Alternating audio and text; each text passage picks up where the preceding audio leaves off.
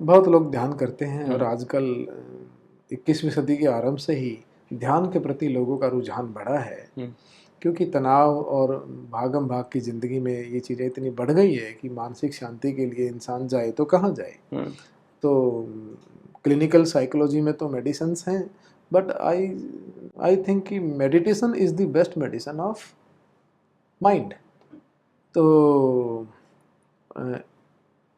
A thoughtless state of mind and a motionless state of body is meditation.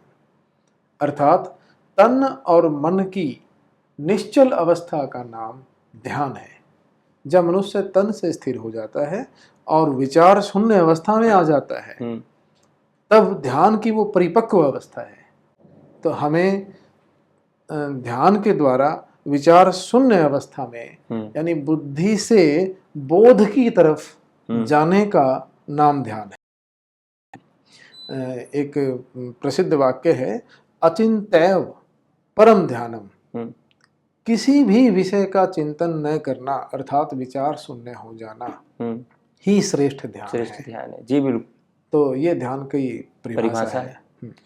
कैसे लगाना चाहिए, ध्यान के कैसे करना चाहिए, मतलब ध्यान के समय किन बातों का ध्यान, मतलब ध्यान रखना चाहिए, ध्यान के समय क्या करना चाहिए, क्या नहीं करना चाहिए। देखिए, ध्यान के लिए सबसे पहली और ज़रूरी जो चीज़ है कि किसी भी आरामदायक आसन में बैठें। हम्म, और आसन का मतलब किसी स्थिति विशेष से नहीं है। हम्म, स्थिति में परमात्मा नहीं है या स्थिति में बोध नहीं है, स्थिरता में बोध है। जी, आसन का संबंध स्थिरता से है। हम्म, इसीलिए महर्षि ने आसन को परिभाषित करते हुए कहा, स्थिर सुखम आसनम, कि जो स्थिरता पूर्वक अधिक देर तक सुख पूर्वक लगाया जा सके उसे आसन कहते हैं। भले ही आप चेयर पर बैठ जाएं या भले ही आप लेटे हैं, कोई भी पोस्चर आप अडॉप्ट कर सकते हैं। बस उस समय जितनी देर तक आप ध्यान करते हैं, शरीर से हिलना नहीं है। हम्म, जैसे दूध में जब जामन लगा देते हैं जी, दही बनाने के लिए, हम्म, तो उस लोटे को लिए लिए हम नहीं घूमते, हम्म, अन्यथा फिर वो दही नहीं बनती। उसको छोड़ देते हैं, स्टेबल कर देते स्टेबल कर देते हैं। धीरे धीरे अपने आप जो है वो दही में परिवर्तित हो हैं जी, जाता है। हमारी जो आत्मा है, इसका स्वाभाविक जो झुकाव है हम्म, वो समाधि और परमात्मा की तरफ है, क्योंकि ये उससे बिछुड़ी हुई है। हम्म, ठीक है। जी, तो तन और मन की चंचलता ही इसे शरीर और मन से परे जाने से रोकती है। हम्म, तो तन और मन की पूर्ण स्थिरता का नाम ध्यान है। सबसे पहली चीज इसमें है आसन। आसन को मैंने बताया, किसी भी आरामदेह आसन में आप बैठिए।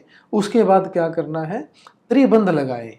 त्रिबंध से मतलब तीन, त्रिबंध का अभिप्राय है अपनी आंखें बंद करें, अपने कान बंद करें और अपने होंठ बंद करें, यानी कि जीभ भी नहीं हिलानी। ठीक है।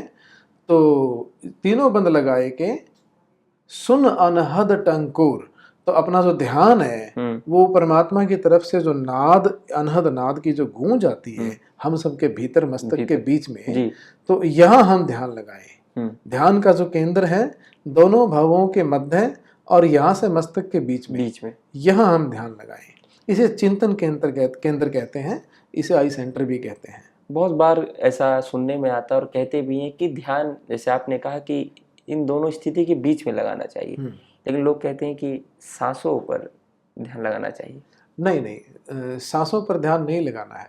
जी, देखिए, आजकल हम देखते हैं कि ध्यान को पूरी तरह श्वासों पर केंद्रित कर दिया गया है, जबकि स्वयं महर्षि पतंजलि, जिन्होंने अष्टांग योग का परिचय दिया, हमारे सामने रखा और प्राणायाम को सबसे पहली दफे हम्म, पतंजलि के योग दर्शन में ही योग तो दर्शन वर्णन में है। जी, तो उन्होंने स्वयं जो अष्टांग योग के जो पहले 5 अंग हैं, हम्म, यम, नियम, आसन, प्राणायाम और प्रत्याहार, हम्म, इन पांचों को योग का बाहरी अंग कहा है।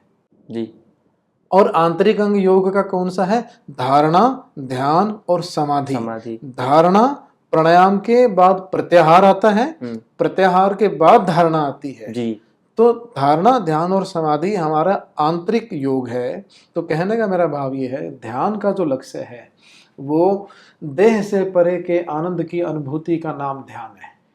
जिसको ट्रांसेंडेंटल मेडिटेशन भी कहा जाता है। तो मेरा ये मानना है कि शरीर से जुड़ी हुई किसी भी क्रिया पर ध्यान लगाना, ध्यान का मकसद नहीं है। नहीं। एक बार एक छोटा सा उदाहरण मैं हाँ देता हाँ हूँ। बिल्कुल। एक बार दो व्यक्ति एक नाव में बैठे, संध्या का समय था और उस पार जाना था, और वो चप्पू चलाने लगे और उन्होंने 20 मिनट में परला किनारा आ जाना चाहिए था, पर उस सारी रात चप्पू चलाते रहे लेकिन दूसरा किनारा नहीं आया। तो सुबह उठ के वे हैरान हुए। जब सुबह उन्होंने देखा कि हम दूसरे किनारे पे क्यों नहीं पहुंचे इतने चप्पू चलाने के बाद भी, तो उन्होंने देखा कि नाव जो है वो जिस रस्सी से किनारे के साथ बंधी हुई थी वो खोलना भूल गए। तो उस पार जाने के लिए इस पार की सभी बातों से विमुख होना पड़ता है। तो कहने का मेरा भाव है कि ध्यान के वक्त श्वासों पर ध्यान टिकाने से हम श्वास चक्र से, जिसका संबंध हृदय से है, अनाहत चक्र से है, ध्यान लगाना है आज्ञा चक्र पर, इससे आगे हम नहीं जा पाएंगे। तो यही एक कारण है। और यदि थोड़ा सा हम प्राचीन काल में जाएं, जब योग दर्शन की रचना हुई ईसा से 200 वर्ष पहले के आसपास की ये बात है, लगभग 2700 वर्ष पहले के आसपास की ये बात है। तो उस जमाने में आप देखिए कि जिनको वैराग्य हो जाता था, जो ईश्वर साधना के लिए जंगलों में चले जाते थे, वे तंग कंदराओं में रहते थे ताकि कोई जानवर उनके भीतर आके उनको नुकसान न पहुंचाए। उन कंदराओं में ऑक्सीजन की कमी होती थी। वो उस ऑक्सीजन की कमी की पूर्ति के लिए हर 2-4 घंटे में या हर पहर के बाद बाहर आकर कोई सांस लेने की नई नई क्रियाएं करते थे। किसी को आज जिसको हम आज भस्त्रिका प्राणायाम बोलते हैं या अनुलोम विलोम बोलते हैं। तो वो उनकी जिस जगह पर वो रहते थे अपनी बॉडी को ऑक्सीकेट करने के लिए वैसा करते थे, लेकिन जब ध्यान लगाते थे तब प्राणायाम सहायक नहीं था। तो मेरा ही मानना है पल्स ऑक्सीमीटर से अपना ऑक्सीजन लेवल नाप लेना चाहिए। जिसका 95 प्लस है उसे प्राणायाम करने की, यानी कि सांस पर ध्यान लगाने की।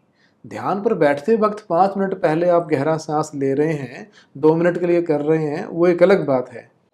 लेकिन आपको जब ध्यान लगाने बैठे हैं तब इस शरीर की किसी भी क्रिया पर ध्यान नहीं लगाना चाहिए, नहीं तो शरीर से परे की सत्ता का अनुभव नहीं होगा।